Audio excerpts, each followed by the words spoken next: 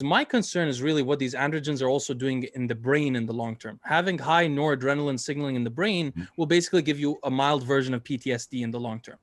So my view of it is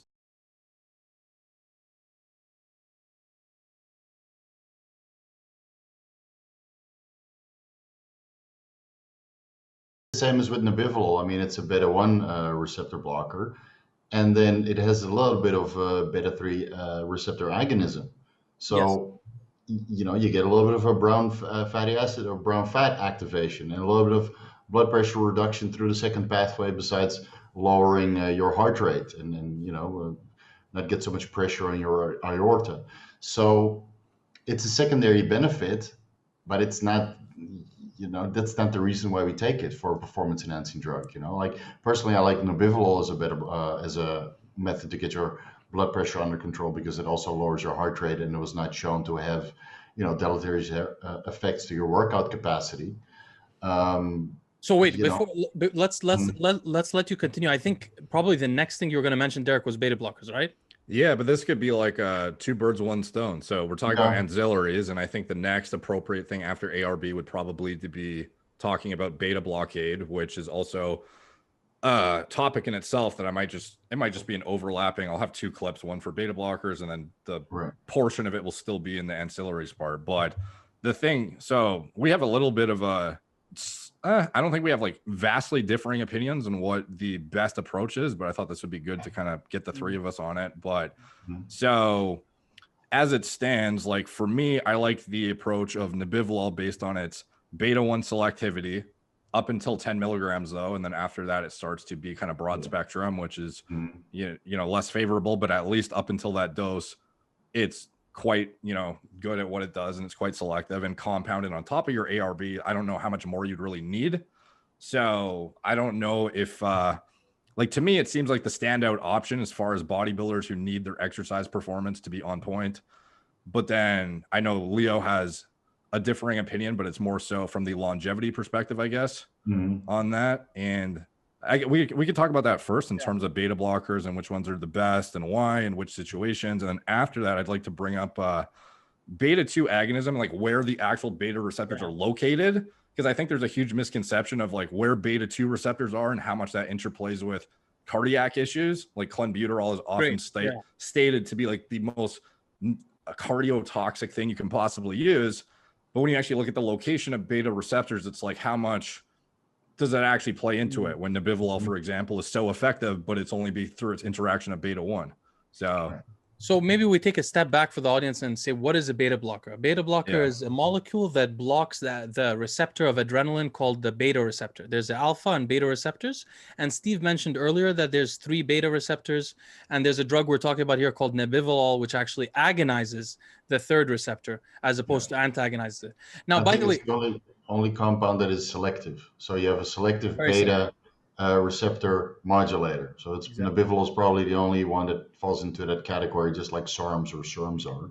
So you have a Supraphysiological, you know, it's horrible to pronounce, but it's the only selective beta receptor modulator that is out there. As far as true. First thing we should determine is that what you mentioned about the 3rd beta receptor and involvement in the browning of fat. Recent research has actually shown that it seems to be unfortunately, the beta receptor 1 that is most involved in, which is unfortunate because, the beta receptor 3, the beta receptor 1 is very involved in the heart rate, very much so. And the beta receptor 3 is involved in weird things like urination. Stuff like that. So we were hoping, you could agonize that and have some fun and get brown fat, which, by the way, I have a lot of brown fat, interestingly.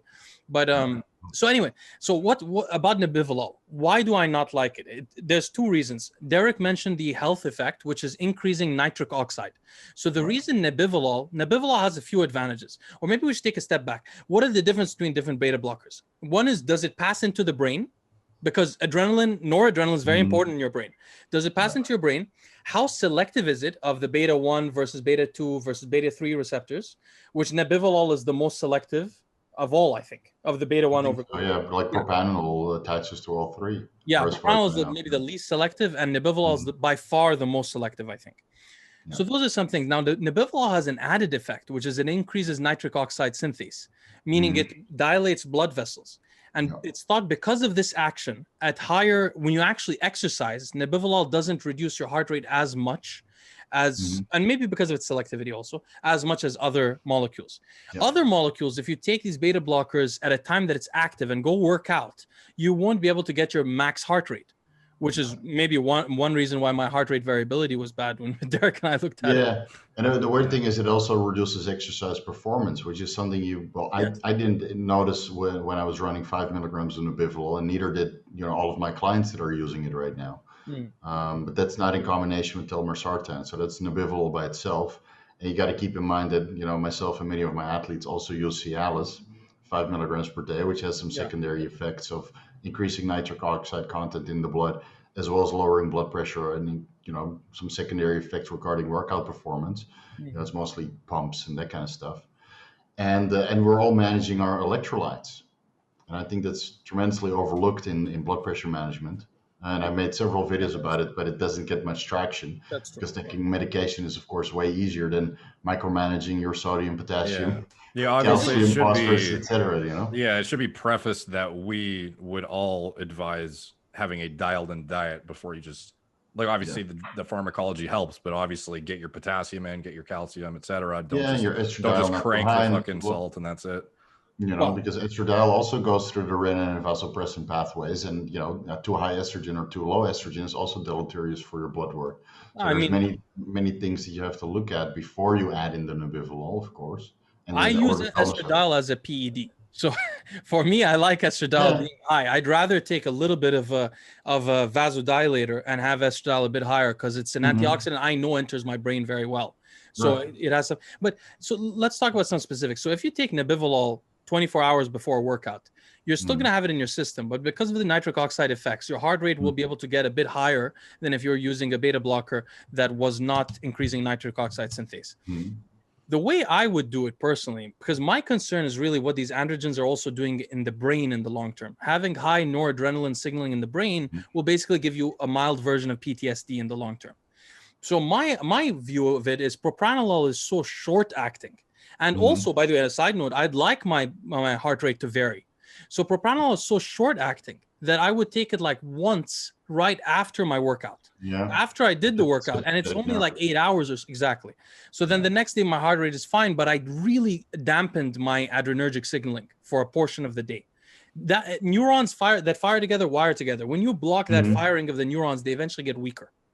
That's why I use propranolol personally, is it passes the blood-brain barrier very well, and it's not very selective between alpha and beta adrenergic receptors, which I don't want it to be selective, for my purposes. But it'll cause, like, if you're going to use something and you want it to be there all day, Nebivolol is the better option, obviously. So what do you use personally? Like, you use propranolol, but like how much and how many times a day? I use 40 milligrams once upon waking only. Okay. Yeah, and the reason I do that is so that it blunts the max sympathetic nervous drive stimulation, which is 2 to 3 hours. So is your cortisol like high-ish when you wake up then for you to want to blunt that?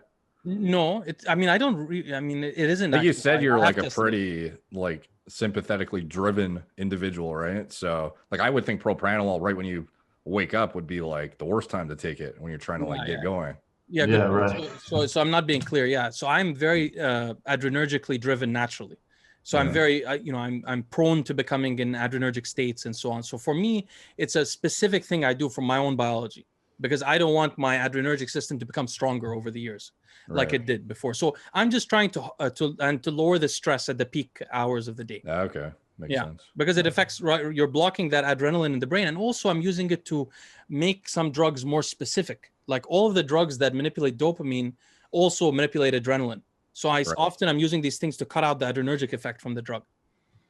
So it's an ancillary to some of the other. Is there nootropic stuff like modafinil, for example, which is known to increase dopamine concentrations a little bit? Exactly. Modafinil, it would harm a lot because modafinil relies a little bit more on noradrenaline than amphetamines. But so what was your question or your point, Derek, about the clenbuterol? Oh, yeah. So clenbuterol acts as a beta-2 agonist rather than beta-1. And often the concern surrounding it is how cardiotoxic it is. It's supposed to be, the worst thing for your heart, can cause necrosis of the heart tissue, blah, blah, blah. But when it's a beta 2 agonist and it mostly interacts with the lungs, as far as I know, is that an overstated concern, or is that because like the actual location of the beta receptors, is it that problematic with your heart when it's like a beta 2 agonist, or what do you think on that? So I think what Derek's trying to tell the audience is that the beta 1 receptor is the most involved in the heart rate, it seems. So when you're getting beta 2 in the lungs, and beta 3, whatever you said earlier. Beta 2 are also a lot in the periphery, which is why the Clenbuterol will cause more shaking than a beta 1 agonist, right? Yeah, that's a very potent stimulant of the central nervous system, and it actually increases workout capacity and contractile capacity during the workout. Yeah, and it does that, by the way. One of the ways that that testosterone and other hormones increase your strength acutely is via adrenaline, just like Clenbuterol is doing. So you guys know that the salmeterol is more specific to the beta 2 receptors. Do you guys know that? Salmeterol. Yeah, I saw your video on it a while ago. Sal, yeah, that one. The sal. There's only one. Yeah. Okay. Yeah, so that one's more specific. The thing is, if you guys take Clen, you'll notice your resting heart rate increase. Oh yeah, definitely. So, I mean, that in itself obviously is problematic, but I was wondering. The other side of it, agonize, you can block the beta 1 with Nebivolol. This is, of course, what a lot of people are going to ask in the comment section.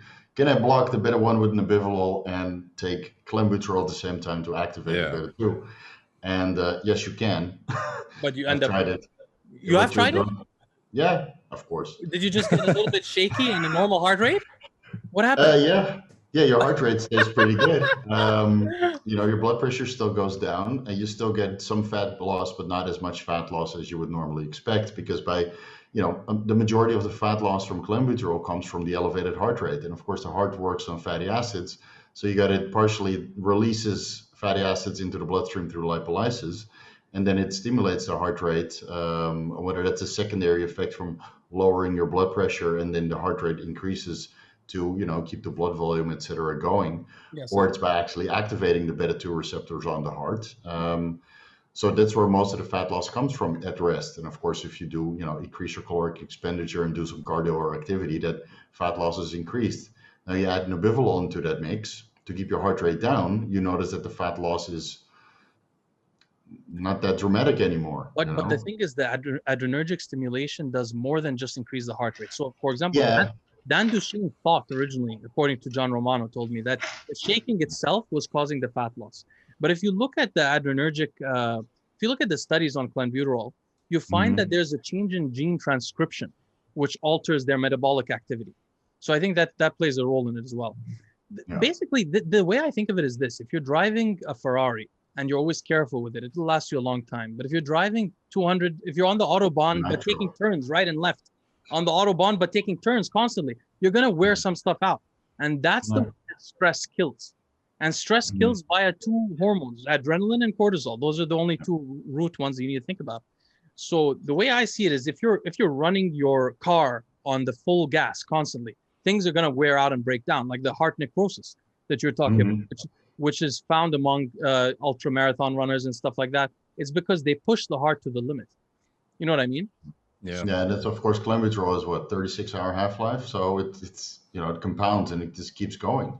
Exactly. That's why I prefer not to take it anymore. For fat loss, I would consider a GW1516 or the one that's a little bit more selective that just got released, GW1517. Is it more selective? Is that what it is? I know I've been doing my research for that fat loss pharmacology ebook, but I didn't get that far yet. So there's an SR 9009, 90011. 9011, and there's a third one also, by the way. There's a third one. Oh, really? More interesting. Yeah. So I have a lot of reading to do, but there's a GW variant and SR variants, which apparently are a little bit more selective, but there's not so much data on it yet. The SR 9011 is not more selective. There's a third one that may have. It's not as well studied. The GW was originally created along with the original GW, so I'm not sure if it's more selective or not. It may just be. To me, it seems probably like a research chemical company way to sell something, whereas the other one it's not targeted. Yeah, that's what I would think. Wouldn't surprise me, considering the underground labs. It's everything's a sales pitch nowadays, Yeah. So Derek began with the ARB and the beta blocker. What else would you include on that list?